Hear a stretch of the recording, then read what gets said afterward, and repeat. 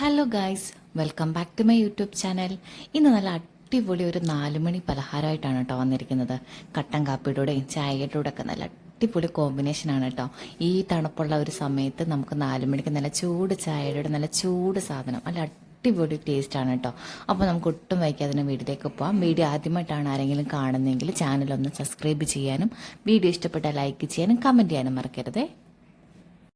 അപ്പോൾ നമുക്കിവിടെ എടുക്കേണ്ടത് സവോളയാണ് കേട്ടോ. അത് നമ്മുടെ വീട്ടിലെ ആൾക്കാരുടെ എണ്ണത്തിനനുസരിച്ച് ക്വാണ്ടിറ്റി കൂട്ടിയും കുറച്ചും എടുക്കാം. അപ്പോൾ ഞാനിവിടെ സ്മോൾ സൈസിലുള്ള ഒരു 2 സവോളയാണ് കേട്ടോ എടുത്തിരിക്കുന്നത്. നല്ലപോലെ ചെറുതായിട്ട്, അതായത് കുനുകുനാന്ന് അരിഞ്ഞിട്ടുണ്ട് കേട്ടോ. അത് ഇട്ട് കൊടുക്കുക. അതുപോലെ തന്നെ ഇഞ്ചി വെളുത്തുള്ളി ഞാൻ അത് ചെറുതായിട്ടൊന്ന് ചതച്ചതാണ് കേട്ടോ. അതിപ്പോൾ അരിഞ്ഞാലും കുഴപ്പമൊന്നുമില്ല, ചതച്ചിട്ടാണ് ഞാൻ ഇട്ടിരിക്കുന്നത്. അതുപോലെ തന്നെ ഒരു 2 ചെറിയ പീസ് പച്ചമുളകും കൂടെ ഇതുപോലെ നൈസായിട്ട് അരിഞ്ഞിട്ടുണ്ട്.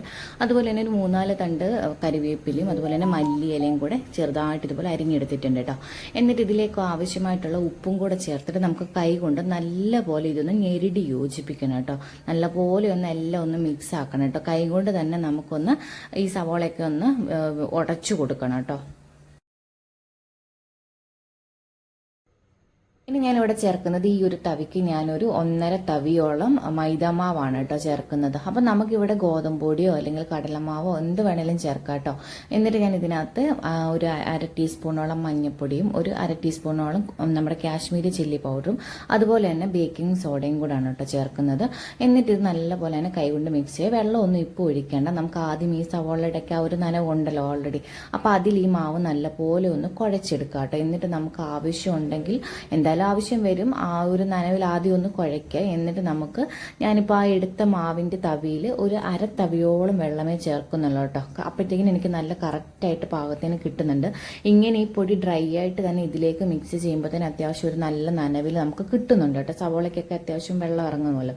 അപ്പോൾ അങ്ങനെ നമ്മൾ ആദ്യം ഒന്ന് കുഴച്ചെടുക്കുക. എന്നിട്ട് ഇതിൻ്റെ ഒരു കൺസിസ്റ്റൻസി നോക്കിയിട്ട് മാത്രം കുറച്ച് മാത്രം കേട്ടോ, ഒരു തൊരു മാത്രം വെള്ളം ഒഴിച്ച് കൊടുത്തിട്ട് നമുക്ക് നല്ലപോലെ ഒന്ന് മിക്സ് ചെയ്താൽ മതി. അപ്പോൾ ഉപ്പും എരിവും ഒക്കെ നമുക്കൊന്ന് ടേസ്റ്റ് ചെയ്യാം കേട്ടോ. പിന്നെ ഇതിൻ്റെ കൂടെ തന്നെ നമുക്ക് വേണമെങ്കിൽ അരിപ്പൊടിയൊക്കെ മിക്സ് ചെയ്യാം കേട്ടോ. അരിപ്പൊടി, റവ ഇതൊക്കെ മിക്സ് ചെയ്തിട്ട് നമുക്ക് എടുക്കാം കേട്ടോ. അപ്പം ഞാനിവിടെ മൈദപ്പൊടി മാത്രമേ ചേർക്കുന്നുള്ളൂ കേട്ടോ. അപ്പോൾ ഹെൽത്തി ആയിട്ടൊക്കെ എടുക്കണം എന്നുള്ളവർക്ക് വീറ്റൊക്കെ എടുക്കാം, അതുപോലെ തന്നെ അരിപ്പൊടി എടുക്കാം. എന്ത് പൗഡർ വേണമെങ്കിലും ഇതിലേക്ക് യൂസ് ചെയ്യാം കേട്ടോ. അതൊക്കെ ഓരോരുത്തരുടെ ഇഷ്ടമാണ് കേട്ടോ. അപ്പം നല്ല അടിപൊളി ടേസ്റ്റിലാട്ടോ ഇത് കിട്ടുന്നത്. നല്ല എന്താ പറയുക, നല്ല ടേസ്റ്റ് ഉണ്ടായിരുന്നു ഇത് കഴിച്ച സമയത്ത്.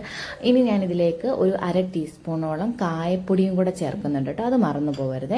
ഞാനത് എടുക്കാൻ, അതായത് കായപ്പൊടി ഇട്ടത് സ്കിപ്പായിപ്പോയി. അതാണ് ഞാൻ കായപ്പൊടി ടിന്ന് അവിടെ കാണിച്ചത് കേട്ടോ.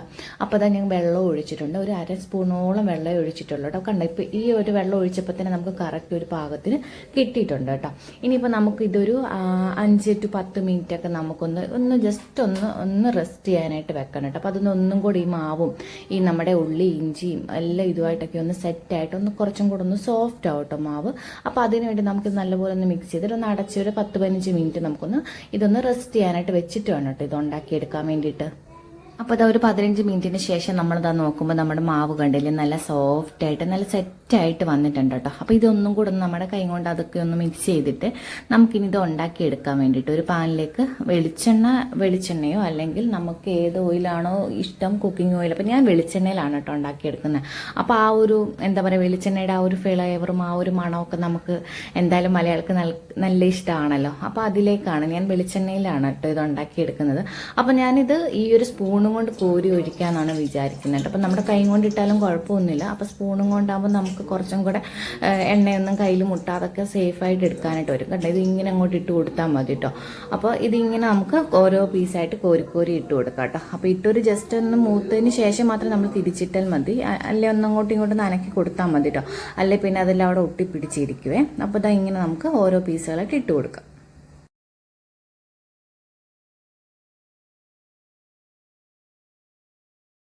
ഇനിയിപ്പോൾ ഇത് മൂക്കുന്നതിൻ്റെ അനുസരിച്ച് നമുക്ക് അങ്ങോട്ടും ഇങ്ങോട്ടൊക്കെ ഇട്ട് തിരിച്ച് മറിച്ചു ഇട്ട് നല്ലപോലെ ഒന്ന് മൂപ്പിച്ച് ഒരു ലൈറ്റ് ബ്രൗൺ കളറൊക്കെ ആകുമ്പോഴത്തേനും എടുക്കാം കേട്ടോ. ഒത്തിരി കരിച്ച് കളയണ്ട. അപ്പോൾ ഇനി നമുക്കൊരു കരിച്ചൊവ വരും കേട്ടോ.